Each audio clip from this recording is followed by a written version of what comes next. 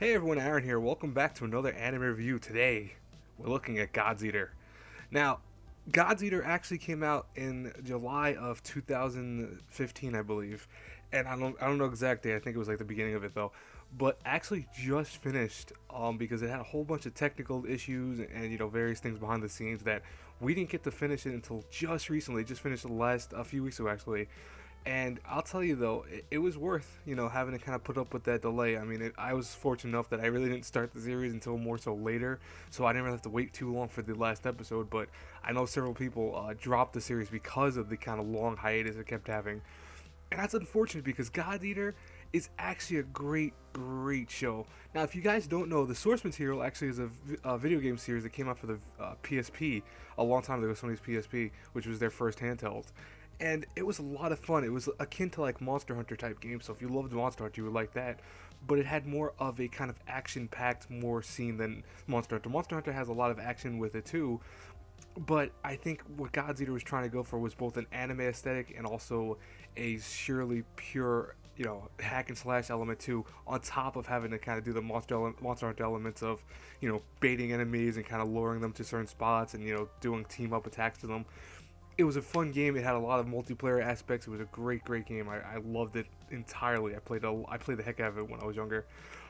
The second one came out. I never played the second one, unfortunately, because that was the Japanese only one, and I just didn't get it imported. I know a lot of people say you can play it without having the need of subtitles or anything like that, but I typically don't like doing that all the time. I do that once in a blue moon, but I typically will wait till it gets translated if it ever does, because I doubt it will at this point.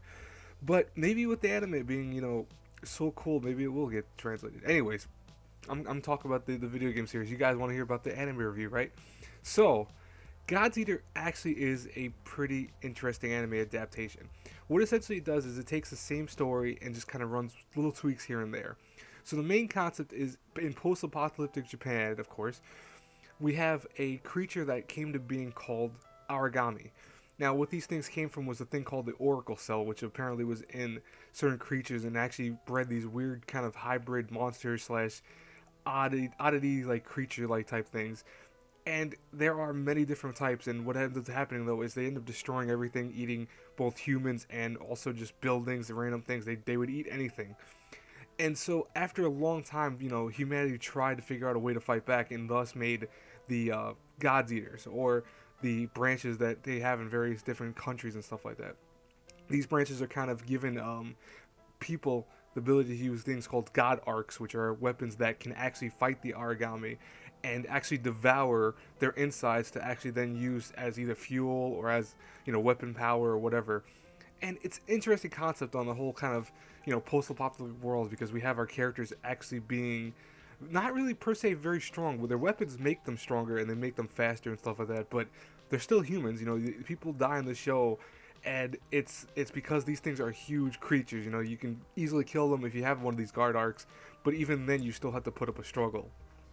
Now, unlike the video game, which is kind of your nameless character, because that's what the video game does. It actually lets you make your own character and then throws them into Unit 1, which is the main unit of the story.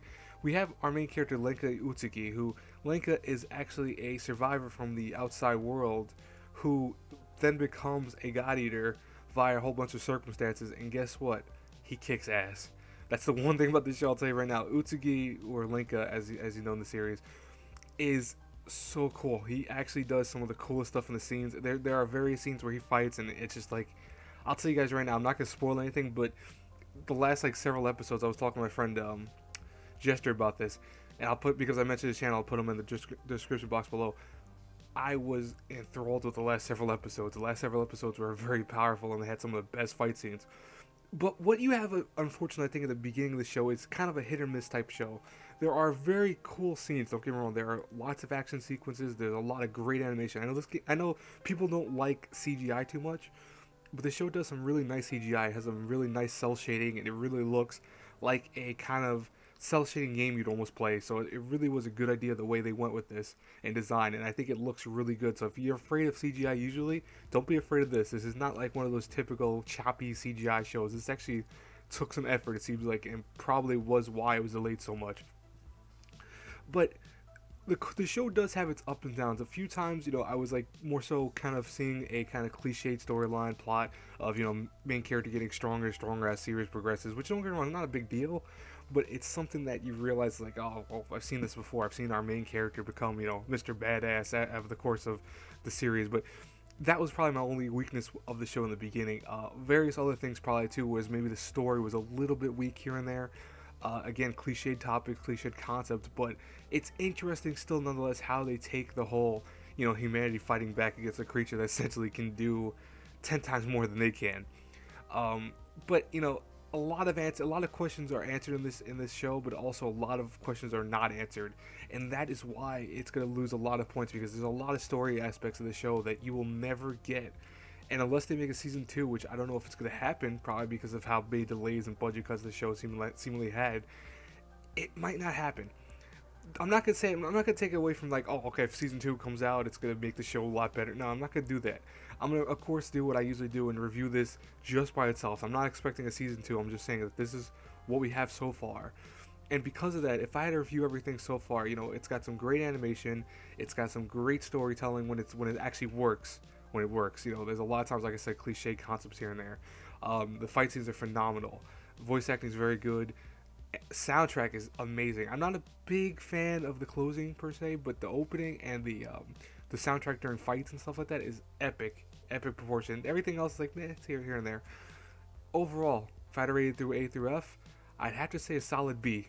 The show does a lot of things right, but it has a lot of questions. If you really care about story, the story is going to be hit or miss with the people. I know that's going to be the biggest fault of it, is that you're going to see the story that's both cliched at times, and also just, I want to say one of those stories that, you kind of wish would give you more answers to a lot of things, because they leave you at the end with almost like 20 different questions, and it's like, well, great, now I'm going to have to wait for season 2, or just try to figure out what the hell was going on in that scene. That's one of my, I hate when shows do that, but it did that also during the show too, which is why I can't really forgive it too much with that.